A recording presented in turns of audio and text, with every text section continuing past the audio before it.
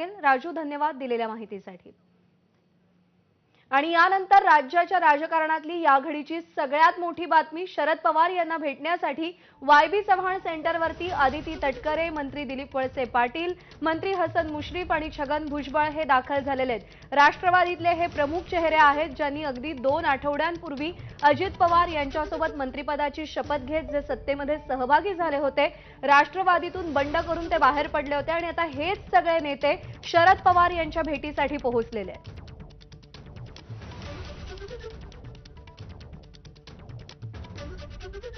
वायबी चव्हाण सेंटरमध्ये ही भेट होतीये। आदिती तटकरे, वळसे पाटील, हसन मुश्रीफ, छगन भुजबळ हे सगळेजण शरद पवार यांची भेट घेण्यासाठी वायबी चव्हाण सेंटर इकडे पोहोचलेले आहेत। ही भेट नेमकी का घेतली जाते, या भेटीमागचं कारण काय, हे सगळं अजून गुलदस्त्यात असलं तरी या घडीची ही सगळ्यात मोठी घडामोड आहे। सत्यम सिंग आपल्याला अधिक अपडेट देतील। सत्यम, भेटी संदर्भात काही कळू शकले का? हे सगळे नेते मंत्री अचानक भेटीसाठी का गेले? पावसाळी अधिवेशन सुरू होणार याच पार्श्वभूमीवर सकाळपासून आहेत उपमुख्यमंत्री अजित पवार यांच्या देवगिरी बंगल्यावर येते मंत्री राष्ट्रवादी काँग्रेस पक्षाच्या मंत्र्यांची बैठक सुरू होती। मात्र ती बैठक संपूर्ण आहे। राष्ट्रवादी पक्षाचे जे उपमुख्यमंत्री आपल्या अजितदादा पवार असतील किंवा छगन भुजबळ, धनंजय मुंडे, आदिती तटकरे हे सर्व जेवढं मंत्रिमंडळ, हसन मुश्रीफ सर्वजण आहेत वायबी चव्हाण या ठिकाणी शरद पवार यांना भेटण्यासाठी आले आहेत। आता काही वेळापूर्वी आहेत या ठिकाणी सर्व राष्ट्रवादी काँग्रेस पक्षाचे जे मंत्रिमंडळ सर्वजण या ठिकाणी दाखल झाले आहेत। सध्या एकंदरीत पाहिलं तर सध्याची मोठी घडामोड आपण बोललं पाहिजे, कारण की सध्या एकंदरीत आपण चित्र पाहिलं तर राष्ट्रवादी पक्षामध्ये जेव्हा फूट पडली त्यानंतर शरद पवार गट आणि अजित पवार गट हे वेगवेगळं झालं होतं। मात्र मंत्रिमंडळाचा विस्तार झाल्यानंतर मंत्री झाल्यानंतर पहिल्यांदा शरद पवार यांना भेटण्यासाठी थेट उपमुख्यमंत्री अजित पवार हे देखील वायवी चव्हाणवर दाखल झाले आहेत। जे शरद पवार आहेत ते थोड्या वेळापूर्वीच सिल्वर ओक मधून या ठिकाणी वायवी चव्हाणला आले होते। मात्र आता थोड्या वेळापूर्वी या ठिकाणी जर पाहिलं तर मंत्रिमंडळाची जी राष्ट्रवादी काँग्रेस पक्षाची होती बैठक आहे ती संपवून आहेत। मंत्रिमंडळाचे सर्व मंत्री आणि नेते या ठिकाणी वायवी चव्हाणवर शरद पवार यांना भेटण्यासाठी दाखल झाले आहेत। सत्यम, प्रेक्षकांसाठी पुन्हा एकदा कोण कोण पोहोचलंय? अजित पवार सुद्धा आहेत का या सगळ्या मंत्र्यांसोबत? अजित पवार आहेत उपमुख्यमंत्री अजित पवार, आदिती तटकरे असतील, प्रफुल्ल पटेल असतील किंवा राष्ट्रवादी पक्षाचे मंत्री हसन मुश्रीफ असतील। बरोबर आहे। या घडीची ही खूप मोठी अपडेट आहे की नव्यानेच मंत्री झालेले हे सगळे नेते आता शरद पवार यांची भेट घेण्यासाठी पोहोचलेत। राजू सोनावणे यांच्याकडे जाऊयात। राजू, भेटीमागचं कारण कळू शकलंय का? पण राष्ट्रवादीचे मंत्री जे आहेत ते आता शरद पवारांच्या भेटीसाठी वायबी चव्हाणला पोहोचलेले आहेत। अजित पवार, हसन मुश्रीफ, आदिती तटकरे यामध्ये आपल्याला पाहायला मिळतात।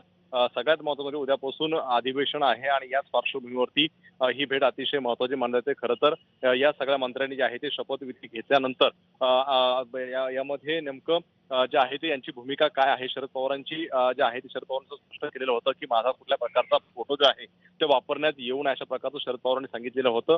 मात्र अनेक नेत्यांच्या केबिनमध्ये अजित पवारांची केबिन असेल किंवा इतर मंत्र्यांच्या केबिनमध्ये शरद पवारांचे फोटो जे आहेत ते लावण्यात आलेले आहेत। त्यामुळे कुठेतरी आताची भेट जी आहे ती नेमकी काय आहे हे आतापर्यंत स्पष्ट होऊ शकलेले नाही। मात्र हे सर्व नेते शरद पवारांच्या भेटीला गेले आहेत, त्यामुळे एक राजकीय वर्तुळामध्ये मोठ्या प्रमाणावरती चर्चा जी आहे ती सुरू झालेली पाहायला मिळते। एकीकडे जयंत पाटील, जितेंद्र आव्हाड हे विरोधी पक्षांच्या नेत्यांच्या बैठकीला पोहोचलेले आहेत, तर दुसरीकडे मात्र राष्ट्रवादीचे मंत्री जे आहेत ते शरद पवारांच्या बैठकीला पोहोचलेले आहेत। त्यामुळे नेमकी ही बैठक कशासाठी होती, ही भेट जी आहे ती कशासाठी आहे, नेमकं काय कारण आहे, शरद पवारांशी किती वेळ यांची चर्चा होते हे पाहणं महत्त्वाचं होईल। भेट झाल्यानंतर जे आहे ते त्यावरती राष्ट्रवादीच्या मंत्र्यांकडून यावरती जे आहे ते स्पष्टपणे सांगितलं जाईल। राजू, आपण गेल्या काही दिवसातल्या घडामोडींचा विचार केला तर शरद पवार यांच्या फोटोचा बॅनरवरती वापर करणं किंवा एकमेकांवरती टीका करताना अत्यंत जपून आणि कमीत कमी शब्दात सौम्य शब्दामध्ये टीका करणं किंवा अजित पवार यांनी प्रतिभाताई पवार यांची भेट घेण्यासाठी सिल्वर ओकवर जाणं आणि आता या सगळ्या मंत्र्यांनी शरद पवारांची भेट घेण्यासाठी यशवंतराव चव्हाण सेंटरमध्ये जाणं, मन जुळवण्याचा प्रयत्न होतोय असं म्हणू शकतो या घडीला आपण? काहीशी परिस्थिती तशी म्हणावी लागेल आणि एक प्रकारचा जो आहे जे वातावरण निर्मिती करण्यामध्ये जे आहे ते अजित पवार काही इतर मंत्र्यांकडनं केलं जात असावा अशा प्रकारचा जो आहे तो अंदाज वर्तवला जातोय. कारण आता पण पाहिलेला आहे शरद पवारांनी म्हटल्यानंतर की माझा फोटो वापरू नका किंवा माझं नाव जे आहे ते वापरण्यात येऊ नये. मात्र त्यानंतर सुद्धा फोटो आणि नाव जे आहे ते आपल्याला प्रत्येकाच्या बॅनरवरती पाहायला मिळालेलं होतं. अजूनही शरद पवार आमचे नेतेच आहेत अशा प्रकारचं अजित पवार गटाकडून जे आहे ते वारंवार सांगितलं जात होतं. एक जे आहे ते कुठेतरी मन वळवण्याचा प्रयत्न असू शकतो किंवा दुसरीकडे एक कार्यकर्त्यांमध्ये आणि लोकांमध्ये मेसेज देण्याचा जो आहे तो कुठेतरी प्रयत्न असू शकतो की अजूनही आम्ही शरद पवारांनाच नेते मानतो, तेच आमचे सर्वस्वी आहेत आणि त्याच्यासाठी आम्ही त्यांच्याकडे गेलो होतो अशा प्रकारचा एक मेसेज देण्यासाठी जे आहे तर ही भेट असल्याची जी आहे ती वर्तवली जाते. कारण कुठेतरी जनमानसामध्ये जे आहे तो संताप निर्माण होऊ शकतो, नाराजी जी आहे ती निर्माण होऊ शकते की शरद पवार याही परिस्थितीमध्ये हे सगळे नेते सोडून गेलेले आहेत आणि तेच कुठेतरी जे आहे ते डॅमेज कंट्रोल जे आहे ते रोखण्यासाठी ही एक नवी खेळी आहे का, काही राजकीय आणखी काही गणित आहेत का, हे सुद्धा पाहणं महत्त्वाचं राहील. राजू, तुम्ही राहात सोबत राजकीय विश्लेषक रविकिरण देशमुख सर सध्या आपल्या सोबत आहेत. सर, सध्या वाय.बी. चव्हाण सेंटरवरती जी भेट होतीये नवनियुक्त मंत्री आणि शरद पवार यांच्यामध्ये, अर्थ कसे लावायचे या भेटीचे, काय घडतंय नेमकं, तुम्ही कसं विश्लेषण कराल या भेटीचं? पहिली गोष्ट अशी की राजकारणामध्ये शत्रुत्व पाळायचं नसतं. राजकीय अभिनिवेश हा स्वतंत्र असतो आणि वैयक्तिक संबंध स्वतंत्र असतात असं शरद पवार नेहमी म्हणत आलेत. त्यामुळे आत्ताची भेट ही काही फार अतिशय वेगळी आणि अनपेक्षित घटना आहे असंही नाही. मला वाटतं की एक तर ह्या सर्वांना राजकीय दृष्ट्या उभं करण्याचं काम पवारांनीच केलंय, ही वस्तुस्थिती आहे. कारण शरद पवार नसते तर या सर्व मंत्र्यांना ओळखलंही नसतं कोणी. त्यांचं राजकारणामधलं स्थान हे शरद पवारांमुळे आहे. दुसरी गोष्ट अशी, जनमानसामधल्या ज्या प्रतिक्रिया आहेत त्याही बारकाईनं राजकारणी बघत असतात आणि मला वाटतं की त्याचंही कुठेतरी प्रतिबिंब आहे की पवारांना आपण सोडून गेलो त्यामुळे लोकांमध्ये कुठेतरी एक नाराजीचा सूर दिसतोय. तर तोही त्यांना थोडासा मला वाटते सौम्य करायचा असेल. तिसरी गोष्ट अशी की पवारांच्या हातात अजून बऱ्याच राजकीय खेळी आहेत. पहिली गोष्ट अशी की त्यांनी 9 सदस्यांच्या विरोधात ह्याचा प्रस्ताव दिलेला आहे कारवाईचा विधानसभा अध्यक्षांकडे. उद्यापासून अधिवेशन सुरू होते. या अधिवेशनामध्ये फुटीर गटाला मान्यता कशी द्यायची हा अध्यक्षांपुढचा सगळ्यात मोठा प्रश्न आहे. तर त्यावेळेला या सदस्यांनी भेटून जर पवारांना आपली अपरिहार्यता काय आहे ते सांगितलं आणि समजा त्या कारवाईमध्ये काही सौम्यता आली तर या गटाला मदतच होणार आहे, म्हणजे अजित पवारांच्या नेतृत्वाखालच्या. तर तो फरक पडतोय का हेही कदाचित चाचपणी करतील ते आणि आपली भूमिका पटवून सांगण्याचा प्रयत्न करतील की आम्हाला कुठल्या परिस्थितीमध्ये भारतीय जनता पार्टी आणि शिवसेनेच्या सोबत आम्हाला जावं लागलं. तर मला वाटतं हा एक उद्देश असेल. दुसरी गोष्ट वैयक्तिक संबंध जे मी म्हणालो तेच असेल की वैयक्तिक संबंध कोणाचे इतके कटू होऊ द्यायचे नसतात की पुन्हा भेटण्यासारखी परिस्थिती राहू नये असे. मला वाटतं ते एक कारण असेल याच्यामध्ये. सर, तुम्ही राहात सोबत, मी पुन्हा एकदा प्रतिनिधी राजू सोनावणे यांच्याकडे जाते. राजू, जो मुद्दा आता रविकिरण सरांनी उपस्थित केला की अधिवेशनाच्या आधीची ही भेट आहे, अजूनही कोणाकडे किती संख्याबळ आहे राष्ट्रवादीचं हे स्पष्ट झालेलं नाहीये आणि त्या आधीची ही भेट या मुद्द्याच्या अनुषंगाने कशी महत्त्वाची ठरते?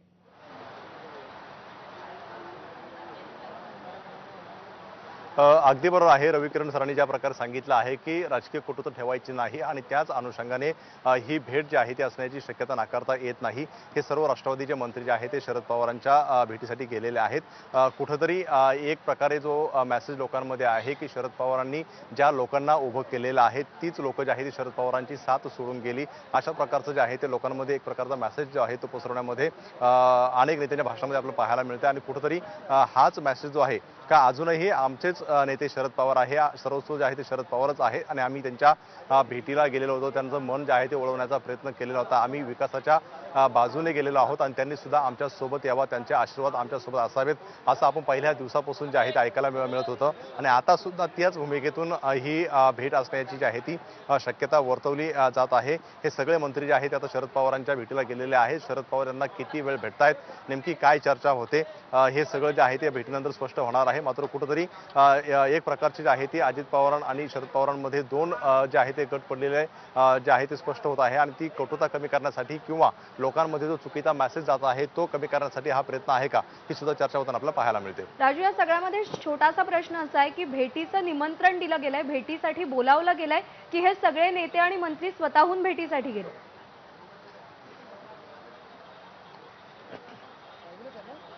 अद्यापपर्यंत भेटीचं निमंत्रण दिलं गेलं आहे किंवा नाही यावरती अद्यापर्यंत कुणीही चर्चा करू शकलेली नाही.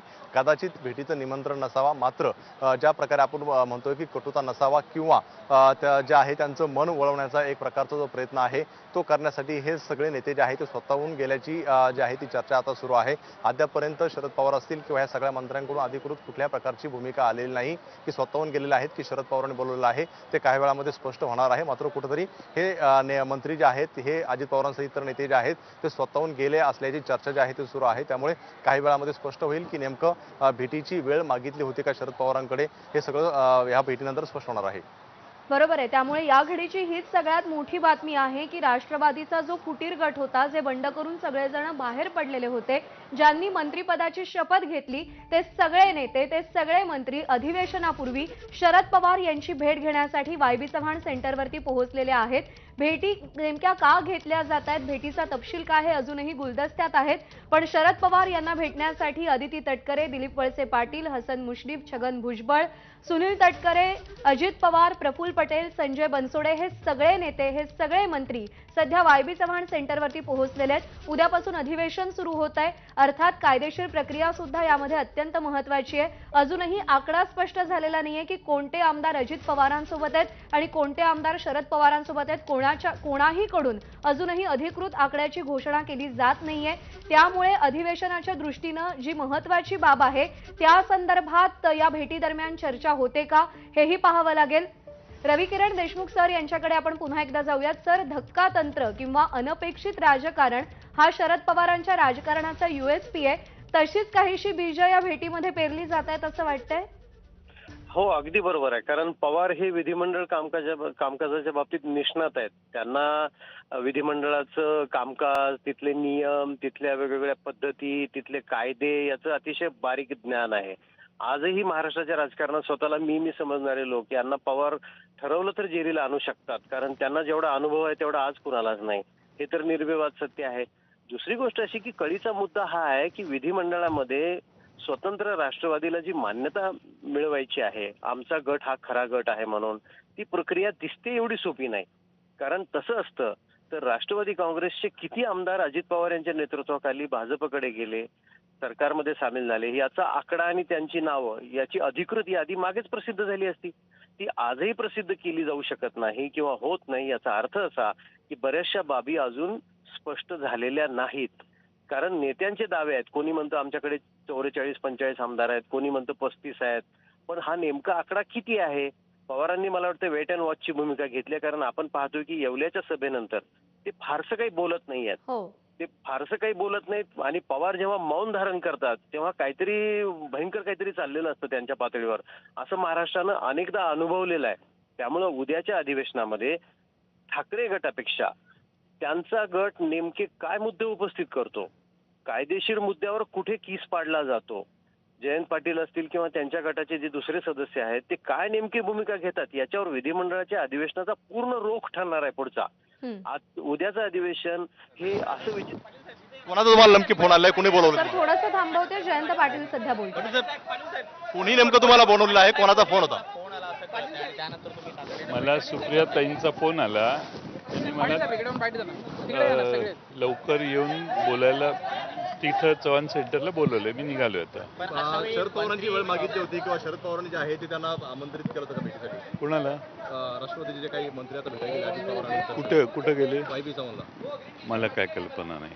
तुम्ही चालले कुठे आता? मला वाय.बी. चव्हाण सेंटरला पवार साहेबांनी बोलवलंय असं सुप्रिया ताईंचा फोन होता. अजितदादांच्या सोबत असणारे जे मंत्रिपदाची शपथ घेतलेले सगळे नवनिर्वाचित मंत्री आहेत ते आता भेटीला गेलेले आहेत. अशा पद्धतीची भेट होणं याकडे कसं पाहताय? कारण पवार साहेबांनी सुद्धा त्यांच्या विरोधामध्ये भूमिका घेतलेली होती. मला काहीच माहित नाही. मला आता फोन आलाय, मला बोलवलंय म्हणून. काय मनोमिलन होऊ शकतं? मला काहीच माहित नाही. मी आता विरोधी पक्ष नेत्यांनी अंबादास दानवे यांनी बोलवलेल्या बैठकीमध्ये चर्चा चालू होती. त्या चर्चेत मला फोन आला की जरा ताबडतोबीने या, म्हणून मी निघालोय. सगळे मंत्री पोहोचले आहेत. पूर्वनियोजित ही बैठक होती. कुठले मंत्री? राष्ट्रवादीचे जे मंत्री आहेत, अजित पवार आहेत, ते सगळे पोहोचलेले आहेत. पूर्वनियोजित बैठक होती. मला माहित नाही. मला आता मी तिकडेच मला माहिती नाहीये. पण जर या सगळ्या मंत्र्यांनी जर मन वळवण्याचा प्रयत्न केला तर तुमची तयारी असणार आहे भाजपसोबत जाण्याची? अहो, आम्ही आणि पवार साहेबांनी भूमिका घेतलेली आहे. मला माहित नाही की कोण तिथं आले, काय आले. मला फक्त बोलवण्याचा निरोप आलाय. परवा दिवशी अजित पवार भेटतात तिकडे शरद पवार जाऊन आले. आज आपकी वोट है. कई मंत्री मिलने पहुंचे हैं. पुन्हा एकदा एकत्र येणार का? शरद पवारांनी भूमिका जाहीर केली होती, माझा फोटो सुद्धा वापरायचा नाही, मात्र पुन्हा एकदा भेटीगाठी चालू होत आहेत, कसं बघायचं? अहो, आता मला काहीच माहित नाही. तुमच्या कुठल्याही प्रश्नाला आता माझ्याकडे उत्तर नाही, कारण मलाच तिथं बोलवले. कोण आले, कशासाठी आले असं मला काही सांगण्यात आलेलं नाही. मला फक्त तिथं बोलवण्यात आलं. पण मात्र सर हिंदी में अजित पवार की कई समर्थक वहां पर पहुंचे हैं. सर विठ्ठलाला बडवे भेटू देत नाही, अशा प्रकारे कठोर टीका केली होती. तेच लोक आज पुन्हा एकदा एकत्र येतात, कसं बघायचं? विठ्ठलाला बडवे. तर या भेटी संदर्भात आपल्याला काहीही माहिती नाही. कोणते मंत्री कोणते नेते भेटायला गेलेत आपल्याला त्याची कल्पना नाही. सुप्रिया सुळे यांनी फोन करून आपल्याला वायबी चव्हाण सेंटरवरती बोलवलं असल्याची प्रतिक्रिया जयंत पाटील यांनी दिलेली आहे. पण पुन्हा एकदा काहीतरी नाट्यमय राजकीय घडामोडी घडताना आपल्याला दिसतात. कारण का वायबी चव्हाण सेंटरवरती नवनियुक्त मंत्री आणि आता राष्ट्रवादीचे प्रदेशाध्यक्ष जयंत पाटील सुद्धा वायबी चव्हाण सेंटरच्या दिशेने जात आहेत. राजू सोनावणे सध्या आपल्यासोबत आहेत. राजू, काय अपडेट्स आहेत?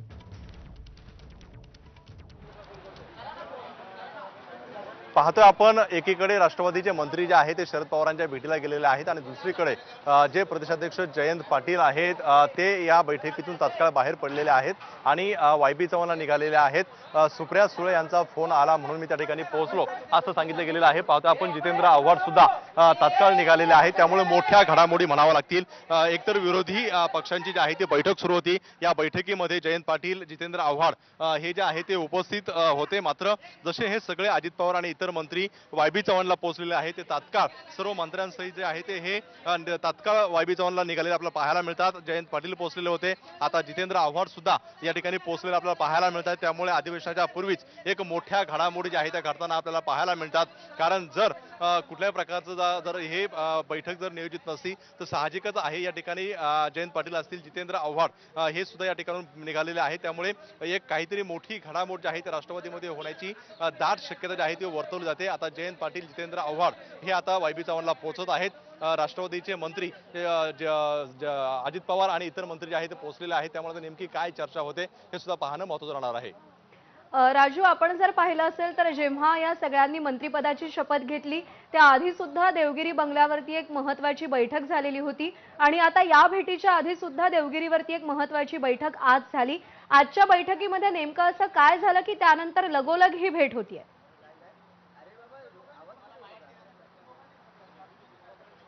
अगदी पाहतोय आपण सत्तेमध्ये सहभागी होण्याच्या आधी आणि शपथविधीच्या आधी जे आहे ते देवगिरीवरती अजित पवारांच्या उपस्थितीवर बैठक झालेली होती. हे सगळे आमदार जे आहे ते उपस्थित होते आणि त्याच ठिकाणून ते थेट राजभवनला जाऊन शपथविधी घेतलेला होता. आज सुद्धा आपण पाहतोय का या सगळ्या मंत्र्यांच्या उपस्थितीमध्ये देवगिरीवरती बैठक पार पडली आणि या बैठकीनंतर हे सगळे मंत्री अजित पवार जे आहे ते वायबी चव्हाणला पोहोचलेले आपल्याला पाहायला मिळत आहेत. दोन्ही जर आपण घटना पाहिल्या तर त्यामध्ये साम्य आहे का बैठक केल्यानंतर पोहोचलेले आहेत. त्यामुळे ही आताची बैठक जी आहे ही अतिशय महत्त्वाची आहे. कारण जयंत पाटील आणि जितेंद्र आव्हाड सुद्धा ज्या त्या ठिकाणी पोहोचलेले आहेत. त्यामुळे साहजिकच जे शरद पवारांसोबत राहिलेले आमदार आहेत ते सुद्धा वायबी चव्हाणला पोहोचलेले आहेत. जे अजित पवारांसोबत गेलेले मंत्री आहेत ते सुद्धा आता पोहोचलेले आहेत. त्यामुळे एकत्रितपणे यांची सगळ्यांची जी आहे ते बोलणी होते का, बोलणी होताना नेमके मनोमिलन होत आहे का आणि पुन्हा एकदा त्यातून काही नवीन समीकरण तयार होतंय का हे सुद्धा पाहणं महत्त्वाचं राहणार आहे.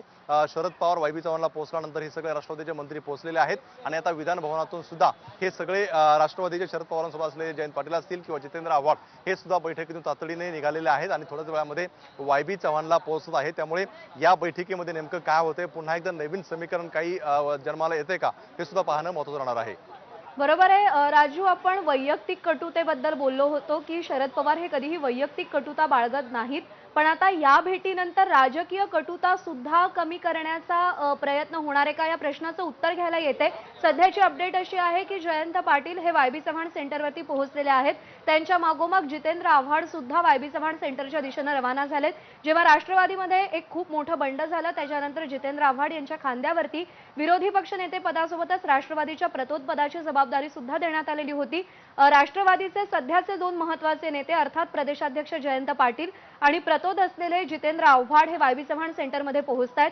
त्याआधी ज्या सगळ्यांनी राष्ट्रवादीतून बंड करून बाहेर पडून मंत्रिपदाची शपथ घेतली ते सगळे नेते, ते सगळे मंत्री आता शरद पवार यांची भेट घेण्यासाठी वायबी चव्हाण सेंटरमध्ये पोहोचलेले आहेत.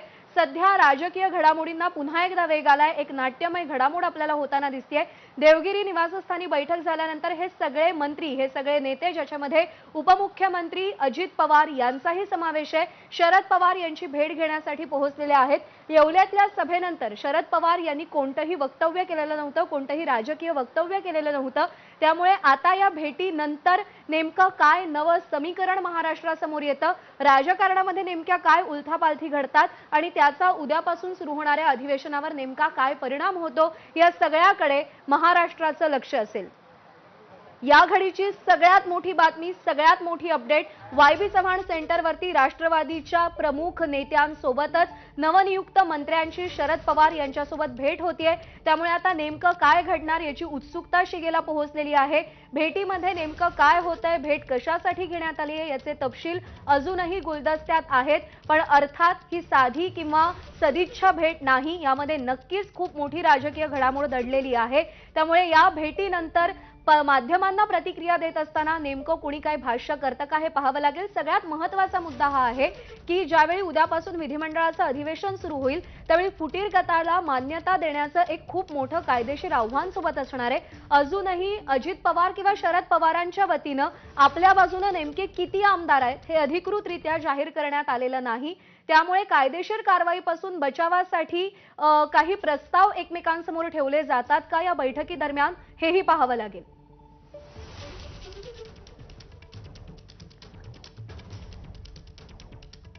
रविकिरण देशमुख सर सध्या आपल्यासोबत आहेत. सर, कायदेशीर दृष्ट्या खूप मोठा पेच प्रसंग दोन्ही गटांसमोर आहे, त्यावर तोडगा काढण्यासाठी ही बैठक असू शकते. हो, याच्यामध्ये एक महत्वाचा मुद्दा आहे की शिंदे गटाचे मुख्य प्रतोद भरत गोगावले यांची निवड बेकायदेशीर होती असं सर्वोच्च न्यायालयाने आपल्या निकालपत्रात म्हटलेलं आहे मागे. त्यामुळं आता राष्ट्रवादी काँग्रेसमध्ये जी फूट दिसतीये त्याच्यामध्ये मुख्य प्रतोदला मान्यता देत असताना हा विचार विधानसभा अध्यक्षांना करावा लागणार आहे की आपण घेतलेला निर्णय उद्या सर्वोच्च न्यायालयासमोर टिकला पाहिजे, कायदेशीर कसोटीवर टिकला पाहिजे. त्यामुळं त्यांनी अजून घाई केलेली नाही. त्यांच्या पातळीवरून अजून मला वाटतं की तसे आदेश त्यांनी दिलेले नाहीत. उद्या सभागृह जेव्हा सुरू होईल तेव्हा सर्वप्रथम हेच मुद्दे पुढे येणार आहेत की भरत गोगावले यांची नियुक्ती बेकायदेशीर असताना नंतरच्या ज्या गोष्टी घडल्या त्याकडे अध्यक्ष कसं पाहतात. आत्ता मुख्य प्रतोद शिंदे गटाचा कोण आहे किंवा शिवसेनेचा मुख्य प्रतोद कोण आहे, आपले सुनील प्रभू हेच अधिकृत प्रतोद आहेत का किंवा नाही. दुसरा कायदेशीर पेच हा राष्ट्रवादी काँग्रेस बद्दल असणार आहे की नेमका कोणाच्या गटाचा मुख्य प्रतोद अधिकृत मानला जाणार, गटाला मान्यता दिली जाणार आहे की नाही.